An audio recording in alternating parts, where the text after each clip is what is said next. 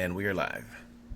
Good morning, good afternoon, good evening, wherever the heck in the world you are. It's V, the Guerrilla Economist, and we have none other than the man himself, the voice of reason in this tumultuous, globally political and economic climate.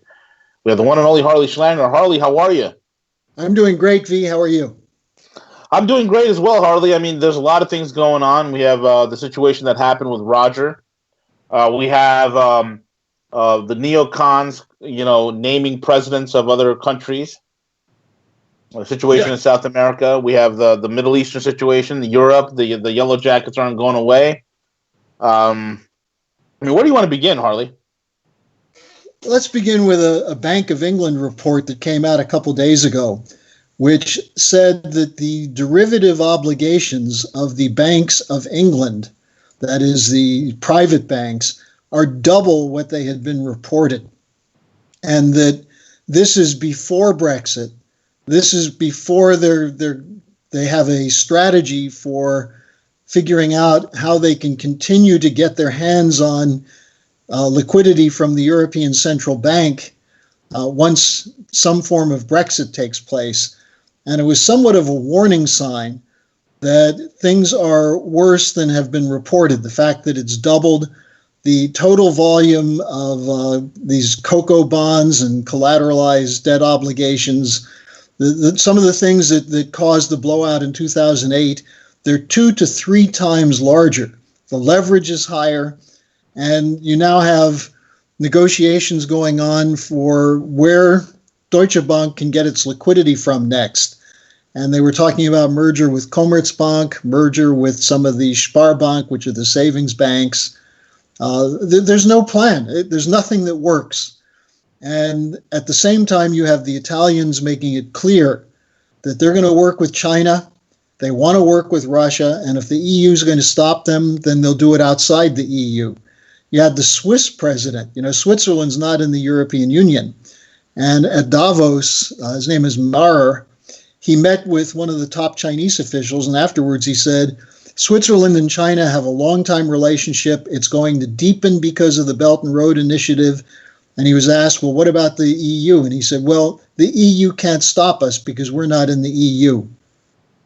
So the efforts to shut down the change, Macron saying that he's going to take more aggressive steps against the Yellow Jackets, all that's going to do is build the movement.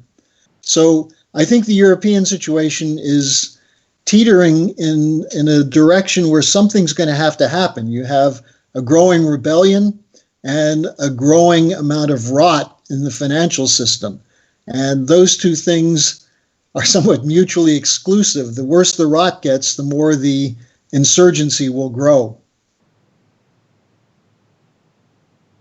Absolutely. It's spreading. It's spreading all throughout Europe, without a doubt, Harley.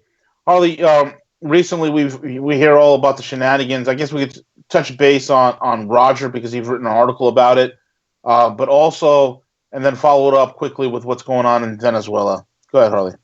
Well, with Roger Stone, this was an atrocity. And I can tell you people in Europe were shocked. I've been showing people the CNN footage. And, the first thing that comes up, lying to Congress requires 20-something FBI agents with automatic weapons and body armor to knock on the door at 6 a.m. to do an arrest. You might do that with an organized crime drug-pushing leader or with Osama bin Laden. Maybe you wouldn't knock for Osama. But, the idea that someone who supposedly lied to Congress requires maximum force from federal agencies shocked people in Europe. They said it reminded them of the way the Stasi, the East German secret police, went and arrested people. Now, the second thing is, what's the crime? Crime has nothing to do with Russiagate. And I think Alan Dershowitz was very clear on this. He said that by not just calling them process crimes, what he said is these are crimes that occurred after what Mueller is supposed to investigate. He's investigating something that happened supposedly before and during the election process. Most of these crimes, the crimes of lying, occurred because of the investigation. and the investigation trying to force people to admit that they were involved in something that didn't happen. And people who get dates mixed up, or in Roger's case, he forgot that he had received emails that confirmed what he had said previously. You're going to throw people in jail for 5 to 10 years for that? If so, what about John Brennan, who lied repeatedly about CIA torture operations? In fact, Brennan used his cyber warfare experts to scramble the Senate investigation into CIA torture. Why is that not a crime? Or Clapper, who lied repeatedly about NSA surveillance, the extent of it. What about Susan Rice, who lied about unmasking? What about all these people? Hillary Clinton, who lied. So, what we're seeing is a desperate effort to destroy an administration. Now, you mentioned Venezuela. This is the other side of it. Here, Trump now is moving to get troops out of Syria. We heard yesterday that there were troops sent into Syria from Iraq to help the U.S. troops leave. And this, of course, involves getting equipment out, but also covering the flanks so there are no attacks when the troops are leaving. Secondly, we now finally, after years, have positive negotiations going on with the Taliban to end the civil war in Afghanistan. This is something Trump is doing, and he's talking about removing the troops from Afghanistan. So as we're seeing this positive motion there, next thing you know, John Bolton is popping up with Pompeo, talking about regime change in Venezuela. Now, President Trump has said repeatedly that he's not going to engage in regime change. And I think one of the things that happens is that when Trump is involved in the fight with Pelosi, when he's involved with these negotiations with Syria, with Afghanistan, with North Korea, some of the mice underneath him decide they're going to use his distraction to pull off operations and then get him to sign on to them. The Venezuela thing, look, the people of Venezuela should handle it, should deal with it. If the army stays loyal to Maduro, then they're going to have to wait till elections. But the idea that we might deploy troops to Colombia, which Bolton seemed to be hinting at, the idea that we're going to force countries to resist any relations with the government of Venezuela, this is Barack Obama, George W. Bush stuff. And I think Trump has to get on top of this thing pretty quickly and realize that this is not helping the United States in any way. And it certainly doesn't help the people of Venezuela. No, it doesn't help anybody at all. I mean, Ron Paul was very vocal about that, just leaving Venezuela alone. The fact that this CIA lackey, Juan Guaido, University of Georgetown trained CIA little patsy boy, who his first edicts as the interim president of Venezuela is for the IMF to come in and rape the country and pillage it, and for the privatization of Citgo. And it's remarkable that Citgo, being owned by the state government, is not allowed to give money. It's able to take in profits, but it cannot, give that profit back to the government of Venezuela. And that money that Citgo has produced, they are trying to reroute it back into the hands of the new interim president as a war chest for operations in this coup. Harley, it's remarkable. I can't believe this is happening. Well, the Bank of England refused to release the gold of Venezuela. Yep. This is the IMF is the key marker for this. The fact that their first act is to go to the IMF and say, we want you to come in and straighten things out. That's like coming and asking the devil to take care of problems of drinking in the church. You've got a consistent pattern in Latin America of these kinds of coups. Yeah. And who benefits from it? The bankers. Mm-hmm. The police state, the bankers, in some cases, the Western partners of the oil companies. And then who are they targeting? They're targeting Russia, China, Iran, and Cuba. Yeah. And, Pompeo telling the United Nations, you'd better support us or else. I really think it's about time that Pompeo be either kicked out or told Just handle North Korea and leave everything else alone. But, here's the bigger issue. If you look at the situation from the standpoint of Russia and China, they're dealing with problems that they have. They're mostly successful, but they have problems. You have terrorists in both countries. You have a slowdown of the global economy. V, isn't it funny? People say, oh, China's economy is slowing down. They're only growing at 6.6% growth rate this year. Yeah. What's the German growth rate? The German growth rate is 0.1%. Correct. Who is Merkel to lecture the Chinese? And even in this country where we've had some improvement under Trump, we've been going at about 2% or less, 1% or less per year in growth. So the idea that somehow China is the big drag on the world economy, China is adding wealth to the world economy beyond the rest of the world in terms of the jobs created, the wages being paid, the expansion of trade and use of these ports and rail systems and the connections that are going up. So you have Soros, and I think this is worth people looking at. Soros' speech at Davos. What did he say? He said, let me get straight to the point. Xi Jinping is the worst man in the world. He's a dictator, and he's using artificial intelligence to manipulate his population. Hey, George, have you looked at the United Kingdom or the United States? Have you looked at social networking and those things here? And then he went on to say that the Chinese people need to overthrow Xi Jinping. And then he lumped Trump and Putin in the same category as people where regime change is needed. Now, who is Soros? I mean, this is the ugly face of the oligarchy. He's been an operative, a hitman with a philosophical veneer for his whole career.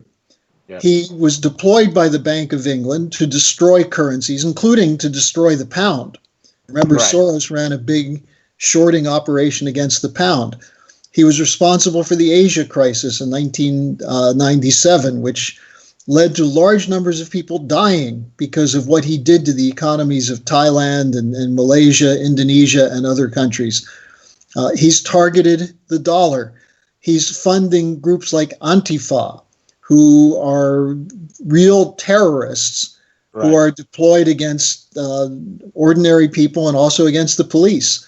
Mm-hmm. So when Soros is given a forum at Davos, you can see the desperation in the financial elite. They're basically saying, we have to overthrow these governments or we're finished. And I think, look, it's important for people to realize, I know a lot of people are souring on Trump, and anyone who thought Trump could do this himself was missing the whole point. Exactly. And anybody who thought that there was a gang of military intelligence guys who were working with Mueller, who were working with Trump, has a screw loose. This is an operation from the top of the oligarchy. Mueller has always been a hitman for this financial establishment, going back to his deployment against Lyndon LaRouche in 1986, 1987. Going back to his FBI tenure when he covered up for the terrorist operations funded by the Saudis and by the CIA. This is a guy who he covered up Uranium One, whatever crime there was, he covered it up. And so the idea that suddenly he was going to become virtuous and go after pedophile rings and Hillary Clinton and so on is just a fantasy. The one who's going after them is Trump, and Trump is doing it with 2/3 of his party against him, with the Democrats in a complete jihadist mode against him and against the people. And what we have is a small but dedicated group of patriots who have to give support to Trump against this deep state. If we can defeat this British meddling operation and their allies in the FBI and the CIA, then we can sit down and figure out how to get the economy going in a real way. But if people are sitting back waiting for some men in white hats to ride over the horizon and jail all the bad guys, you're living in a fantasy, and possibly a drug-induced fantasy. certainly a kind of a cult. And Yes. And so I think the important thing is that people study what we've been producing. Barbara Boyd, my associate, just did a 3-part series that's extraordinary that goes through the names of the people who are running these operations against Trump, against people in France and in the United Kingdom and Germany who are against the establishment, against the European Union. We name the names. This Integrity Initiative, the Institute for Statecraft. These are British military intelligence operations funded by the British Foreign Ministry and by the U.S. National Endowment for Democracy, which is John Brennan's favorite coup deployer. So they're running operations in the whole transatlantic region to say that Russia's the enemy, China's the enemy, and people like Brennan and Comey and Clapper are the great heroes. Yep. And once people understand there is a face to this enemy, the ugly faces of people like Brennan and George Soros, and they have power because they have lots of money, because there are lots of gutless cowards who are elected officials who want to be on the winning side, but they have a bankrupt financial system and a losing strategy. And on the other side, we have the American people, the people of France, the people of the United Kingdom, of Switzerland, of Austria. I was just in Switzerland this last weekend and spoke at an event there. And people there are real patriots, and they're proud that their country is not part of the European Union. And they were saying that they just don't understand why the Americans are not supporting Trump against these globalists. And I had to tell them, look, we have the most corrupt media in the world, and we have an incredible drug problem, and we have an incredible cultural problem where people have been made stupefied. And it doesn't mean that they support the establishment. Many of them just don't think there's anything you can do about it, so they mind their own business. Right. So I think the situation is ripe for a real awakening to spread across the planet and to defeat this parasitical satanic elite. But it's going to require more than Donald Trump. Now, just to finish on this question of Roger Stone, I think from what I've seen of Roger, he's not going to cave in. He is going to fight. He has a strategy to fight. Whether he can, as he himself admits, whether you can win a court case in Washington, D.C. is another question, especially when you have the media cheerleading a Gestapo raid at 6 a.m. on his house. I don't know if you saw the original report, V, but even the woman on CNN had to say, well, this really isn't a civilized way of serving a subpoena, is it? No, exactly. I mean, sending in 32 a SWAT team member, FBI SWAT, like 32 of them with 20 some odd SUVs, full body armor. That's the most ridiculous thing I've ever seen, Harley. Well, lying to Congress is such a heinous crime, but if you're on the right side, you get away with it. So exactly. And it's not even clear that Roger lied to Congress. And what if he did lie to Congress, what was the lie about? The date in which he said something, who he sent the email to. These are not exactly national security issues.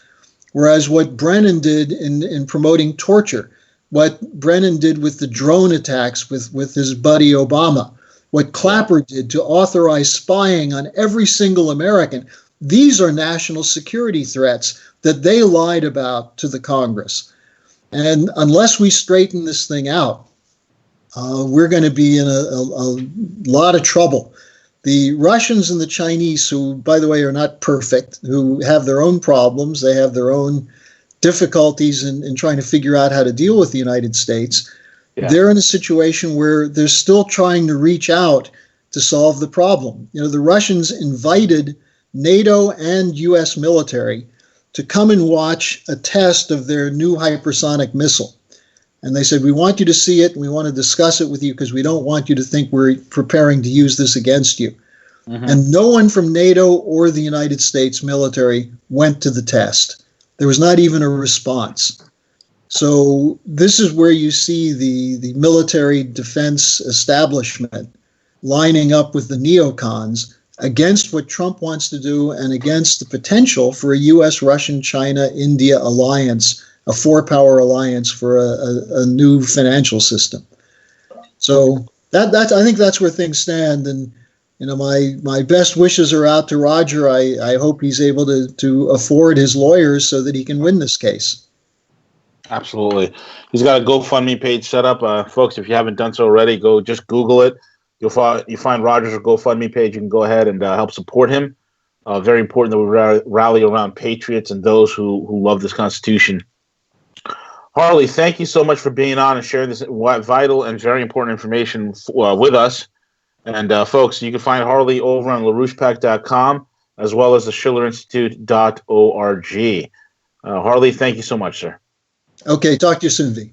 Got it. Take it away, CJ.